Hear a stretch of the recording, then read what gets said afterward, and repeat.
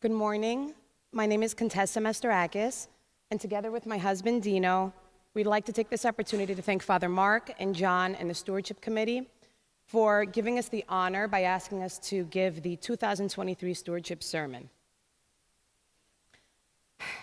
Sorry, I'm nervous. The COVID-19 pandemic gave our family the unique opportunity to slow down and realize that we didn't want to go back to living a busy city life anymore. We were ready for a change. As we joked with our neighbor about moving, she said that she thought Boca would be a great fit for us. We wouldn't know, we'd never been.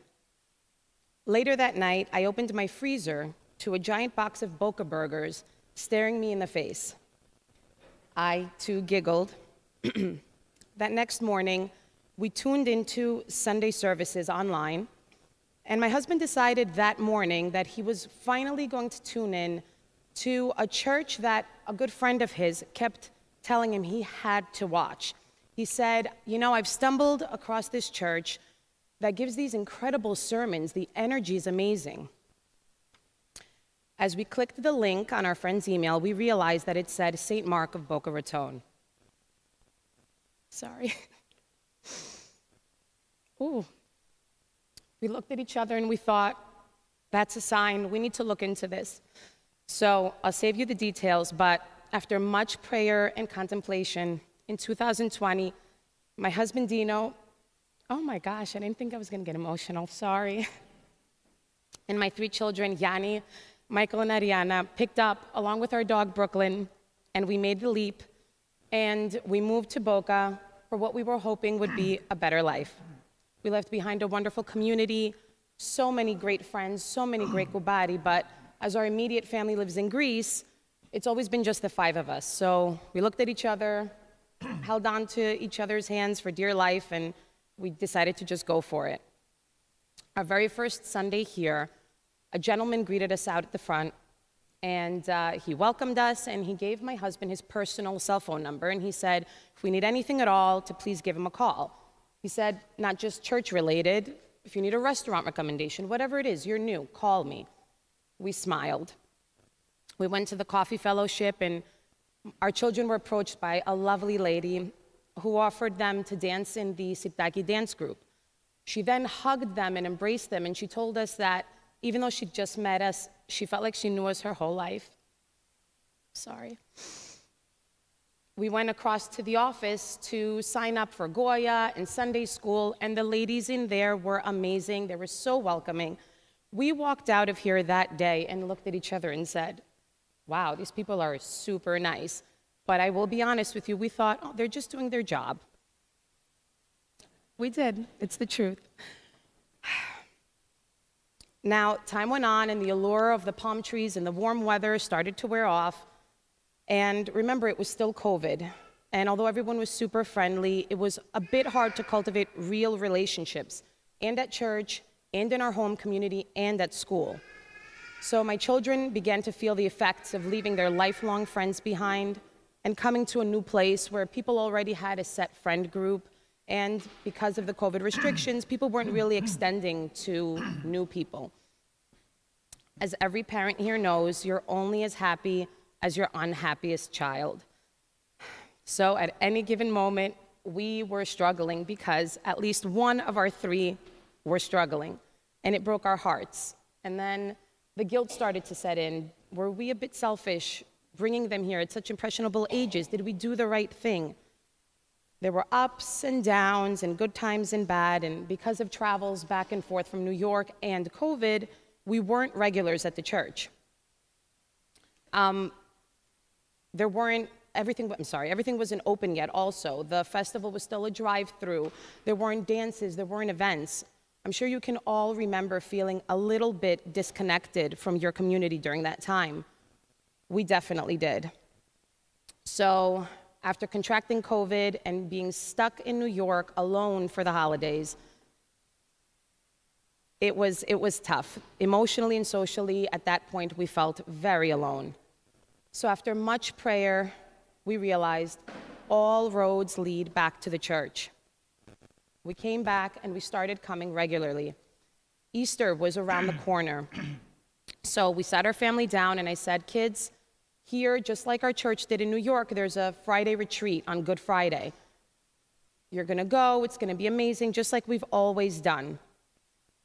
As with most young people in new situations, we were met with much resistance.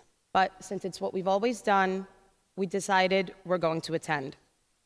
Our children were to go to the Joy and Goya retreat, the Apokathilosis, and then in the evening, Ariana was supposed to be a myrrh bearer, and the boys were to serve in the altar. A beautiful transformation took place that day. What started as a very difficult morning ended with a phone call from my boys letting me know they didn't need me to pick them up from the retreat because they'd be spending the rest of the day here helping Father Mark and Father Alex. They would go for lunch with their friends, and that we should just meet them straight at the Epitafio services that evening. You see, Father Mark and Father Alex won them over instantly. And as for our daughter, she came out of church that day and she was actually upset. And the reason was she couldn't believe that she wasn't going to be a myrrh bearer both nights, because Fridays is middle school, Saturdays is high school. She connected with the girls and the leader of the myrrh bearers so much, she actually wanted to come and have more. That was one of the happiest moments of our lives. From that day on, everything changed. The boys became regulars in the altar. Our daughter took off with the friends that she made at Sirtaki and in Sunday school. And COVID restrictions were finally ending. Things were opening up again. They got involved in Goya, they joined the dance group, we went to HDF, and we started connecting with amazing people. The first Philoptochos dinner was on its way, and I was so warmly invited to join some wonderful women at their table, which was incredible because they made me feel very connected. Sorry. The festival came around and we volunteered, and we were there for 3 days and 3 nights and had a blast. Our children volunteered with the Goya volunteers. They danced. It was amazing. Goya took off, and our children were involved in all these amazing events that were fun, but also they were having so much charity work. They had the sleep out and so many other charitable events. It was incredible. I'm sorry. St. Stephen's Camp, Ionian Village, were all blessings for my children that came from this church. You see, we may have moved to Florida in August of 2020, but it was on Good Friday of 2021 that Florida became our home, and that was because of the St. Mark's Church. When I sit back and look at our story, all I can do is be grateful to this church. Goya, altar boys, dance, Sunday school, myrrh bearers, these are all ministries that literally saved my children. It kept Jesus in their hearts, and it kept the church, it made it their home. All these amazing ministries run by all these amazing people gave them purpose, and they made them feel like they really, truly were home. And because of that, they started to flourish in all other areas of their lives. They took off with their sports teams, with their friend groups at school. Volunteering at the festival, being part of the teen parent sessions during Lent, being part of the Philoptochos and the incredible work that we do gave me purpose. The St. Marksmen, the ushers, parish council gave my husband incredible purpose. These are all ministries that are run by this incredible church through Father's incredible leadership and everyone's hard work. And we are truly doing God's work here. But it isn't just the ministries, it's the people behind them. I've experienced in many places that people don't always look favorably upon newcomers. That is not true here at St. Mark's. Here, newcomers and help and new ideas are so encouraged and so welcomed. And in case you're not from up north, it has been such a blessing to sit in these pews every Sunday and pray and truly connect and not be interrupted every 10 minutes because there is a basket being passed around. That has been a joy for me. You see, we have this unique luxury here, this amazing sanctuary, but it still needs to be funded. It still needs to run somehow, which is why I am encouraging you today to fill out your stewardship cards and become stewards of this amazing church. There is something here for everyone, from mommy and me classes to the young at heart and everything in between. I take pride personally in everything that goes on here because I am a proud steward. I know that I help support every one of the ministries that's here, and you yourselves can do that as well.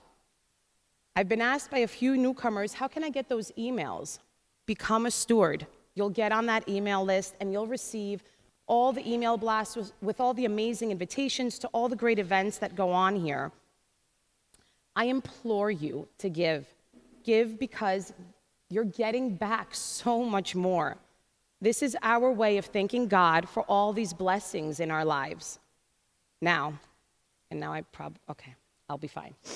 A quick side note. It turns out the man who gave us his cell number, that first day, was not just doing his job. He does that to everyone who walks through those doors. And for everyone who knows Gerard Mitchell, you know he's genuinely there for everyone in this church. Jenny Sager, the dance teacher, Dawn in the office, the Philoptochos women who invited me to that wonderful luncheon, Angela, Laura, and Maro, who was the leader of the Myrrh Bearers that won my daughter over. They've all turned out to be some of our closest friends. No one was just doing their job. It was all genuine. We are truly hopeful, grateful, and happy Floridians now. What we have here is true. What we have here is real. And we need to protect it. We need to support and take care of it. It is worth it. I thank you all for listening.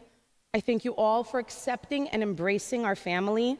And to Nick back in Brooklyn, who sent us that link, who I know is watching today, thank you for introducing us to our amazing family at St. Mark.